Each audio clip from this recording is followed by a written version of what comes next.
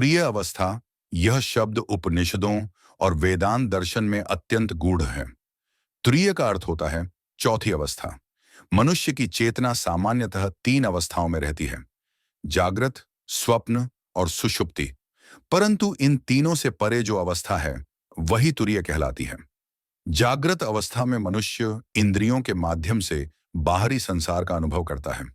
स्वप्न अवस्था में मन भीतर के संसार में भ्रमण करता है, जहां केवल मानसिक अनुभव होते हैं। सुषुप्ति अवस्था में मन और इंद्रियां दोनों ही शांत हो जाते हैं, किंतु वहां अज्ञान रहता है। मैं कुछ नहीं जानता। इन तीनों से भिन्न तुरीय अवस्था वह स्थिति है जहां मन, बुद्धि और अहंकार पूर्णतः शांत हो जाते हैं। वहां न कोई विचार रहता है, न स्वप्न, न नींद। केवल शुद्ध चेतना, प्योर कॉन्शियसनेस शेष रहती है। यही आत्मा का स्वाभाविक स्वरूप है।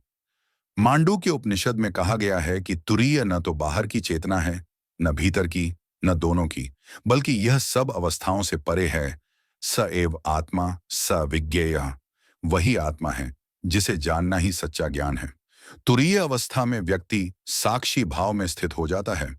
वह देखता है परंतु जुड़ता नहीं, करता है परंतु कर्ता नहीं बनता। यह अवस्था समाधि या मोक्ष के समान है। यहाँ मनुष्य अपने भीतर के ब्रह्म स्वरूप का अनुभव करता है। अहम ब्रह्मास्मि, मैं ही ब्रह्म हूं। इस अवस्था तक पहुंचना आसान नहीं, पर ध्यान, जप, भक्ति और आत्मविचार से यह संभव है। जब मन पूरी तरह शुद्ध और शांत हो जाता है, तब तुरीय अवस्था अपने आप प्रकट होती है। जैसे सूरज बादलों के हटने पर स्वयं दिखने लगता है। तुरीय अवस्था ही परम शांति, परम आनंद और परम सत्य की अनुभूति है।